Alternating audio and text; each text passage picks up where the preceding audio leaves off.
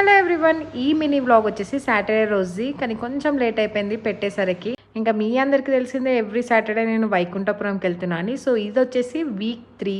ఈసారి కొంచెం లేట్ అయింది రీచ్ అయ్యే వరకు, ఎందుకంటే సంగారెడ్డి చౌరస్తాకి కొంచెం ట్రాఫిక్ ఉండే అనమాట.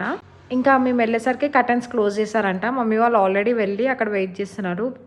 వెళ్ళే దారిలో మాత్రం ఇట్లా మంచి పచ్చని పొలాలు ఉంటాయి కదా. ఫస్ట్ అయితే ఈ అమ్మవారిని దర్శించుకొని తర్వాత ఆంజనేయ స్వామిని దర్శించేసుకున్నాము. ఆ తర్వాత లోపలికి వెళ్ళిపోయామన్నమాట. అప్పటికే కర్టన్స్ వేసి గోవిందనామాలు చదువుతున్నారు. ఇంకా మేము కూడా వెళ్ళి అక్కడ కూర్చొని వాళ్ళతో పాటే భజనలాగా చేసేసాము. ఆ తర్వాత లోపల స్వామివారికి నైవేద్యం ఎక్కేలోపు ఇక్కడ అందరం పారాయణం చేస్తున్నాము. ఆ తర్వాత ఇంకా నైవేద్యం ఎక్కించాక కర్టన్స్ ఓపెన్ చేసేసి స్వామివారికి ఆరతి ఇచ్చారు.